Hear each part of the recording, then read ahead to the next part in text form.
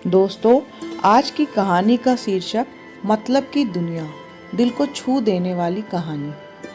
एक गांव में एक बड़ा साहूकार रहता था। साहूकार बहुत पैसे वाला था। आसपास के कई गांवों में उसका बड़ा नाम था, लेकिन इस साहूकार को अपने पैसे का और अपने रुतबे का, अपने नाम का बड़ा ही घमंड था। वह अपने नाम को बनाए रखने के लिए बहुत ज़्यादा सोचता था और बिना किसी के भावनाओं की कद्र किए वह सब करता था जो उसे लगता था कि करना चाहिए। साहूकार को कई सालों के बाद एक संतान की प्राप्ति हुई।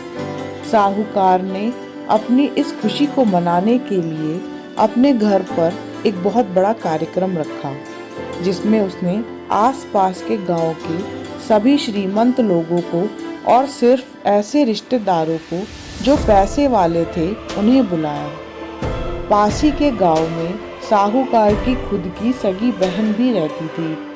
क्योंकि इन दिनों उसकी आर्थिक परिस्थिति कुछ अच्छी नहीं थी, इसलिए उसने अपनी बहन को इस कार्यक्रम के लिए नहीं बुलाया। साहूकार ने जिस कार्यक्रम का आयोजन किया था वह इतना भव्य था कि उसके अलावा उसमें इतने प्रसिद्ध और श्रीमंत लोग आने वाले थे कि इस कार्यक्रम की चर्चाएं हर गांव में होने लगी। यह खबर उस साहूकार की बहन तक भी पहुंच गई। बहन को यह जानकर बहुत ज़्यादा खुशी हुई कि इतने सालों के बाद उसके भाई को आखिरकार संतान सुख की प्राप्ति हो गई। बहन ने सोचा कि भाई गलती से उसे इस बारे में बताना भूल गया होगा और अपनों को भला कोई न्योता क्यों दे। भोली बहन ने अपने भाई के यहाँ उस कार्यक्रम में जाने की तैयारियां शुरू कर दी। जिस दिन वह कार्यक्रम था उस दिन बहन सुबह सुबह ही अपने भाई के घर जाने के लिए निकल पड़ी। रास्ते में ही अपने पुराने मैले कपड़े देखकर उसे ख्याल आया कि अगर किसी और के घर जाना होता तो मैं ऐसे कपड़ों के जाने के बारे में नहीं सोचती, लेकिन यह तो मेरे अपने घर, मेरे मायके जा रही हूँ, वहाँ मुझे यह सब सोचने की कोई ज़रूरत नहीं है। जैसे ही वह अपने मायके पहुँची, वहाँ का भव्य आयोजन देखकर वह बहुत खुश हो गई और उसे अपने भाई पर बहुत गर्व हुआ। वहाँ पर वह जल्दी से जल्दी अपने भाई को मिलकर उसकी खुशी में शामिल होना चाहती थी। वह तुरंत सीढ़ियाँ चढ़कर घर के अंदर प्रवेश कर गई। उसने देखा कि उसका भाई मेहमान के तौर पर आए सभी धन धान्य और नामी लोगों का स्वागत करने में व्यस्त है।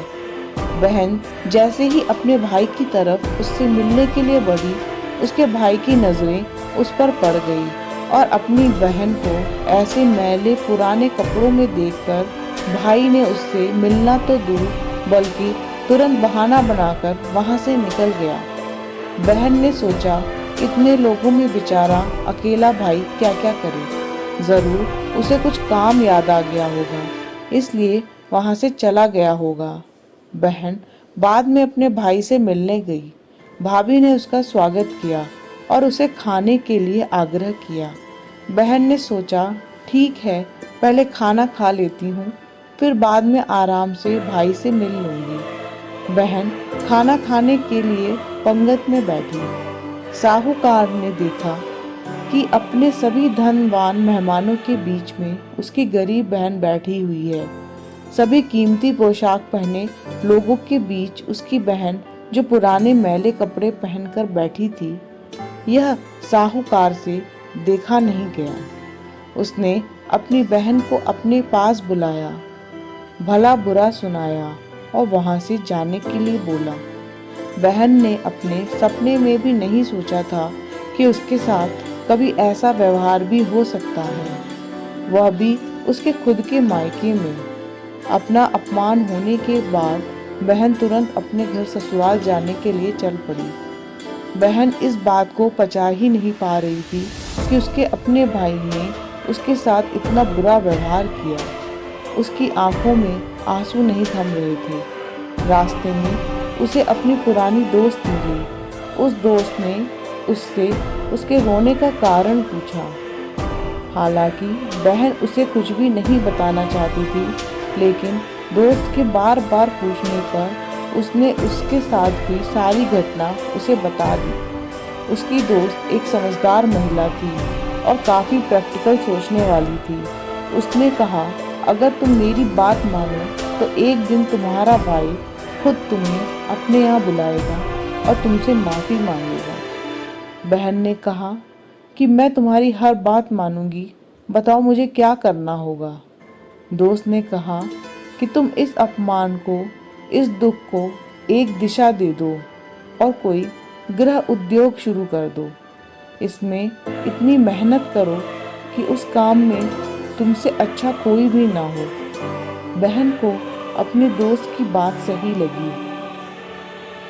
उसने घर पहुंचकर अपने आंसू पोंछकर उसी दिन एक गृह उद्योग शुरू किया। उसने दिन रात मेहनत की, अपने साथ कई और गांव की महिलाओं को जोड़ा और देखते ही देखते उसका गृह उद्योग चल पड़ा। कुछ ही सालों में आसपास के 50 गांवों में उसका नाम और रुतबा काफ़ी बढ़ गया और अब वह पैसों के मामले में अपने भाई से भी ज़्यादा बड़ी बन गई। भाई को जब यह पता चला कि उसकी बहन इतनी श्रीमंत हो गई तो उसने सोचा कि एक बार उससे मिलकर आया जाए। वह जब अपने बहन को उसके घर मिलने पहुंचा तो बहन ने उसका किसी राजा महाराजा की तरह स्वागत किया, उसके पसंद का खाना खिलाया। बहन का ऐसा व्यवहार देखकर भाई को अपनी पिछली गलती का एहसास हुआ, इसलिए उसने अपनी बहन को अपने घर होने वाली पूजा के लिए आमंत्रित किया। कुछ ही दिन के बाद बहन अपने भाई के यहाँ उस पूजा में पहुँच गई। जैसे ही बहन अपने भाई के घर पहुँची, उसका भाई उसके स्वागत के लिए दरवाजे पे ही खड़ा था। बहन अपनी महंगी गाड़ी से आई थी। उसने बहुत कीमती साड़ी और उससे भी ज़्यादा कीमती गहने पहने हुए थे। बहन का ऐसा ठाट बाट देखकर सिर्फ भाई नहीं बल्कि उसका पूरा गांव दंग रह गया। भाई दौड़कर आया और बहन की गाड़ी का दरवाज़ा खोलकर उसे बाहर आने के लिए कहा और बड़े प्यार से उसे पूजा का प्रसाद ग्रहण करने के लिए बुलाया। बहन को इस बार 12 पकवान परोसे गए थे। चांदी की थाली में उसे खाना दिया गया था। वह साथ में एक सोने का चम्मच भी रखा गया था। उसके बैठने के लिए बेशकीमती पाट रखा गया था। बहन को यह सब देखकर अपने पुराने दिन याद आ गए, जब भाई ने उसे बिना खाना खिलाए ही भला बुरा कहकर वापस लौटा दिया था। बहन खाना खाने के लिए तो नहीं बैठी, लेकिन उसने अपने सारे कीमती गहने जेवर उतार कर उस थाली के सामने रख दिए और खाने में से कुछ निवाले उस गहने पर रख दिए। बहन का ऐसा व्यवहार देखकर सभी हैरान थे। किसी को भी समझ नहीं आ रहा था कि बहन ऐसा क्यों कर रही है। आखिर वह क्यों इन जेवरों को खाना खिला रही है। जब सभी ने उससे पूछा कि वह क्यों ऐसा कर रही है, तब बहन ने सबके सामने बताया कि आज जो इसका इतना मान सम्मान हो रहा है वह दरअसल उसका नहीं, इन्हीं कीमती गहने और कपड़ों का हो रहा है, क्योंकि मैं तो अभी भी वही पुरानी साहूकार की बहन हूँ। अगर कुछ बदला है तो वह मेरी परिस्थिति है, मेरे कपड़े और गहने हैं। भाई ने अपनी गलती का एहसास होने पर इस बार अपनी बहन के पैर पकड़कर माफ़ी मांगी। बहन जो पहले भी अपने भाई से निस्वार्थ प्रेम करती थी, उसने अपने भाई को माफ़ कर दिया और उसे गले लगा लिया। दोस्तों, पैसे सिर्फ हमारे जीवन को सरल बनाने के लिए हैं, जबकि रिश्ते जीवन में मिले किसी वरदान की तरह है।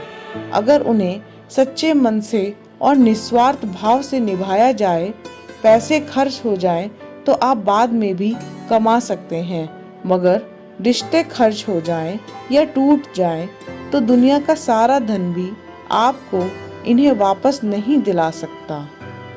दोस्तों, यदि आपको हमारी यह कहानी पसंद आई है तो कहानी को लाइक करें, शेयर करें, चैनल को सब्सक्राइब करें और बेल आइकन को दबाएं। धन्यवाद।